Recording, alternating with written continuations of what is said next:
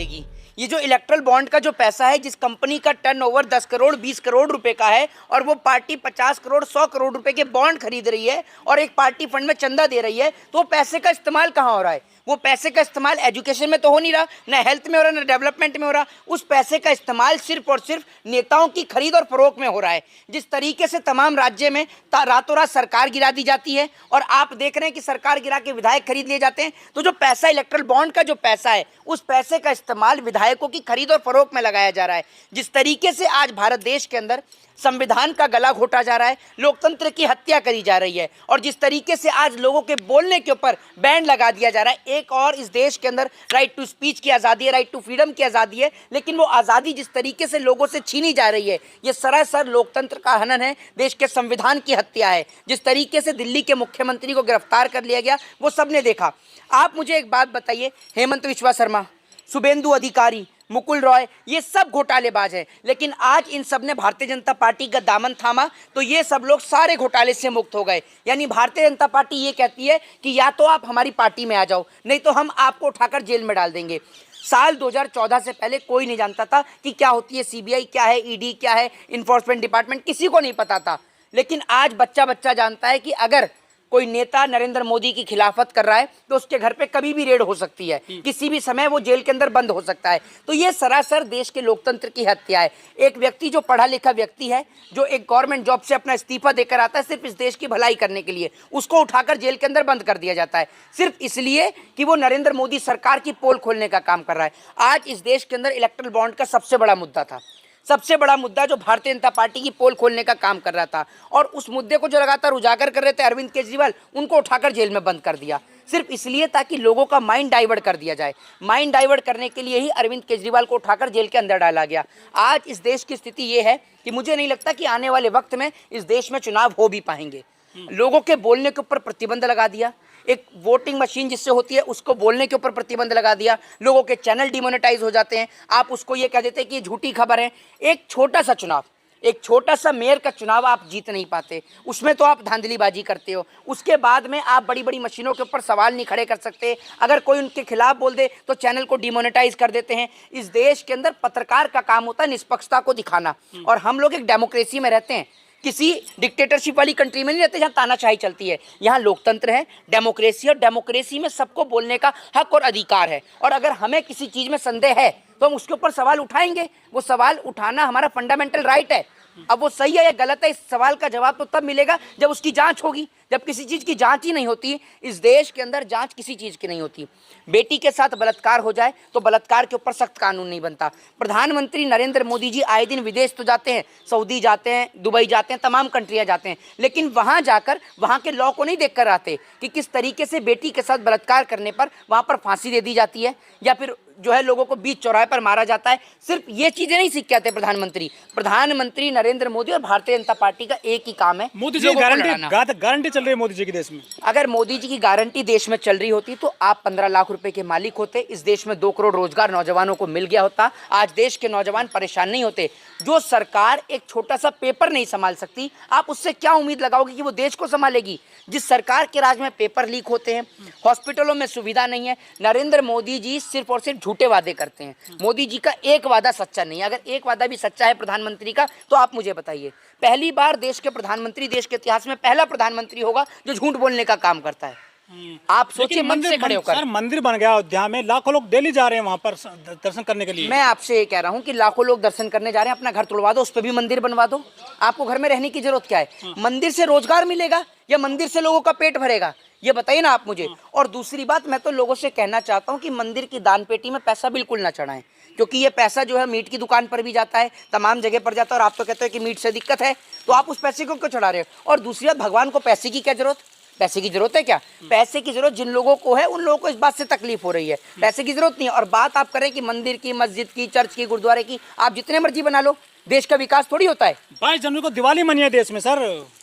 दिवाली बनी है, लोगों का दिवाला निकला पड़ा है, उसको आप क्या कहेंगे? लोगों का दिवाला निकला पड़ा है, लोगों के पास खाने को रोटी नहीं है। ग्लोबल हंगर इंडेक्स आ जाए, लोग उसको झूठा ठहरा देते हैं। सीएजी की रिपोर्ट आ जाए, लोग उसको झूठा ठहरा देते हैं। जिस तरीके से आज देश की जो ना, ये देश अगर साल 2027 तक आर्थिक दिवालिया घोषित हो जाए तो कोई बड़ी बात नहीं है, जिस तरीके से देश की स्थिति है, देश के ऊपर कर्जा बढ़ रहा है। आज अगर देश का कर्जा बढ़ रहा है, कौन लोग अमीर हो रहे हैं? आप मुझे ये बताइए। ये जो अंबानी अडानी हैं, जो करोड़ों रुपए में शादी कर रहे हैं, ये पैसा कहां से लेके आए हैं? ये नरेंद्र मोदी ने इनको चाय बेच के ला कर दिया पैसा? ये पैसा इस देश की गरीब जनता का है, जिस जनता से रोड टैक्स के नाम पर भी पैसा लिया जाता है, टोल टैक्स के नाम पर भी पैसा लिया जाता है, इनकम टैक्स के नाम पर भी पैसा लिया जाता है, हाउस टैक्स के नाम पर भी पैसा लिया जाता है। हर जगह इस देश की जनता का शोषण होता है और किसी का नहीं। 9 साल में 25 करोड़ लोगों को, गरीब जो थे उनको अमीरी की रेखा में ला दिया है। गरीब हटा दिए 25 करोड़ मोदी सरकार ने। अच्छा, गरीब अगर 25 करोड़ मोदी सरकार ने हटा दिए, तो जो 80 करोड़ लोगों को राशन मिल रहा है, इसमें मुकेश अंबानी, अडानी, टाटा और बिरला शामिल हैं? ये बताइए ना आप मुझे, कौन से? ये अगर जो 5 किलो राशन ले रहे हैं वो गरीबी तो है। और ये मैंने नहीं कहा, सरकार कह रही है कि हम 80 करोड़ जनता को राशन देने का काम करते हैं, और सरकार ये कह रही है कि हमारी सरकार दोबारा आई तो हम राशन कंटिन्यू देते रहेंगे। ये इस देश के अंदर गरीबों का मजाक उड़ा रहे हैं, ये उनको अपाहिज बनाने का काम कर रहे हैं। ये कह रहे हैं कि आप जिंदगी भर हमारा भीख वाला अनाज खाते रहिए, ना आप अपने बच्चों को पढ़ाइए ना लिखाइए। एक बात आप मुझे बताइए, अगर एक बच्चा पढ़ लिख कर 50,000 रुपए की नौकरी करेगा तो क्या वो राशन नहीं खरीद सकता? 5 किलो खरीद सकता है, बिल्कुल खरीद सकता है। 5 किलो राशन भी खरीद सकता है, बिजली का बिल भी चुका सकता है, पानी का बिल भी चुका सकता है। लेकिन ये लोग लोगों को 5 किलो राशन देकर ना तो उनके बच्चों को रोजगार दे रहे हैं, ना उनके बच्चों को बेहतर शिक्षा दे रहे हैं। आज देश का नौजवान कश्मीर से कन्याकुमारी तक सड़क पर प्रदर्शन कर रहा है, लेकिन उसकी कोई आवाज सुनने वाला नहीं है। नौजवान अगर अपनी आवाज उठाए तो उसको उठाकर जेल में बंद कर दिया जाता है। आज नौजवान अपनी आवाज नहीं उठा पा रहा है। अरे सर, मोदी सरकार ने बड़े काम करे। 35 से हटाया, 370 हटाया, सीए ले आए, वो मंदिर बन गया है। और जो हिंदू मजबूत हो रहे हैं, जय श्री राम के नारे लगाए जा रहे हैं, पूरा देश जय श्री राम में डूब गया है। अच्छा, तो आप क्यों नहीं डूब जाते? आप भी तो डूबिए। ये दिखाते हैं कि भैया पाकिस्तान में हिंदुओं को खाना नहीं मिल रहा, जैसे यहाँ के हिंदुओं को तो काजू बादाम और पिस्ते की रोटी दे रहे हैं ना, जो आप कह रहे हैं। यहाँ तो आपको काजू बादाम पिस्ते की रोटी मिल रही होगी। और आप एक बात मुझे बताइए, किसको खतरा है और कैसे खतरा है? इस देश के अंदर किसी को किसी से खतरा नहीं है। सबको कॉन्स्टिट्यूशन ने इक्वल राइट दे रखे हैं, सबको एक समान हक और अधिकार है। और खतरा महसूस होता है भारतीय जनता पार्टी के आने के बाद, क्योंकि भारतीय जनता पार्टी जब जब सत्ता में आती है, सबसे ज्यादा हत्या हिंदुओं की होती है। क्योंकि अगर हिंदुओं की हत्या नहीं होगी तो मुसलमानों को लेकर मन में नफरत कैसे पैदा होगी? तो भारतीय जनता पार्टी अपने वोट बैंक की राजनीति के लिए इस देश के लोगों को बलि का बकरा बनाने का काम करती है। 400 बार इस बार, तीसरी बार मोदी सरकार। देखिए, 400 पार तो बिल्कुल आ सकती है, और कैसे आएगी वो मैं आपको बताता हूँ। 400 पार आने का जरिया सबको पता है, लेकिन अगर उसका नाम ले दो तो भैया लोगों के चैनल डिमोनेटाइज हो जाते हैं। तो आप ही लोग हैं जिनकी बदौलत हमारी आवाज लोगों तक पहुंचती है। तो मैं उसका नाम नहीं लूंगा, लेकिन पूरे देश को पता है कि डब्बा किस तरीके से गुल होने का काम होता है। डब्बा कभी कहीं पाया जाता है, कभी कहीं पाया जाता है। तो डब्बे के अंदर ही जो है सरकार है पूरी पैक। अगर डब्बा हटा दिया जाए तो अपने आप सरकार का डब्बा गोल हो जाएगा, याद रखिएगा। लेकिन करप्ट लोग तो जेल पहुंचा दिए, जैसे केजरीवाल हो, हेमंत सोरेन हो, इन पर आरोप लग रहे हैं करप्शन के। हेमंत विश्वा शर्मा तो बहुत दूध का धुला था, जिसको मुख्यमंत्री बना दिया। मुकुल रॉय बहुत दूध का धुला था। अजीत पवार बहुत दूध का धुला था, है ना। शुभेंदु अधिकारी बहुत दूध का धुला था। ये सब लोग तो राजा हरिश्चंद्र की छठी औलादे हैं ना, है ना। बाकी ये सब लोग करप्टेड हैं। सबसे ज्यादा अगर करप्टेड कोई है तो भारतीय जनता पार्टी के लोग। इनकी सरकार के राज में शराब, आपने बिहार के अंदर इतनी तेजी से जोमेटो और स्विगी से खाना नहीं आता जितनी तेजी से बिहार में शराब आती है। जगह जगह शराब आ जाती है, और सबसे ज्यादा करप्टेड लोग भारतीय जनता पार्टी में। ये लोग इस देश के लोगों का और इस देश की जनता का खून चूसने का काम कर रहे हैं। और मैं आपको एक बात बता दूं, अगर लोग समय रहते नहीं जगे तो वो दिन दूर नहीं जब ये देश वापस से गुलाम हो जाएगा। कांग्रेस का पैसा जो है फ्रीज कर दिया गया, कैसे चुनाव लड़ेगी कांग्रेस? देखिए, मैं आपको बताता हूँ, इलेक्ट्रल बॉन्ड के जरिए भारतीय जनता पार्टी का तो पूरा कोटा भरा पड़ा है। इनके पास तो बेहिसाब पैसा है, और ये पैसा किसी और का नहीं, ये पैसा इस देश की जनता का है। करोड़ों रुपया कंपनियों से चंदा लिया गया, विदेशी कंपनियों से चंदा लिया गया, पाकिस्तान की कंपनियों से चंदा लिया गया, और उन चंदे का इस्तेमाल अपने चुनाव में किया गया। और बाकी की पार्टी के अकाउंटों को जो है सीज करने का काम करते हैं, क्योंकि इनका तो एक ही एजेंडा है कि नेताओं की खरीद फरोख्त। अगर सरकार नहीं बनी, 2, 4, 5 MP कम पड़ गए तो क्या करेंगे? खरीद के बना लेंगे। पैसे की कमी थोड़ी है, पैसा कोई नरेंद्र मोदी चाय बेचकर तो ला नहीं रहे हैं, पैसा आपका और हमारा खून चूस कर ला रहे हैं। तो ये बात देश के लोगों को समझनी चाहिए कि ये देश संविधान से चलता है, और संविधान ने लोगों को अगर पढ़ने का हक और अधिकार दिया है तो अपने बच्चों को मंदिर, मस्जिद, चर्च, गुरुद्वारे से दूर रखें। अपने बच्चों को भी हार्वर्ड जैसी यूनिवर्सिटी में पढ़ने के लिए भेजें। अपने बच्चों को भी शिक्षा का और कलम का ज्ञान दें। मैं अंत में एक ही बात कहना चाहता हूँ कि आप लोग मुझे कमेंट बॉक्स में ज़रूर बताइएगा कि देश के अंदर ऐसे कितने नेता हैं जिनके बच्चे RSS में जाते हों, बजरंग दल में जाते हों, विश्व हिंदू परिषद में जाते हों, या फिर वो आर्मी के अंदर सुरक्षा भी कर रहे हों। अगर इस देश के अंदर पाकिस्तान से देश को खतरा है तो उसका एक समाधान है, आप कुछ मत करिए,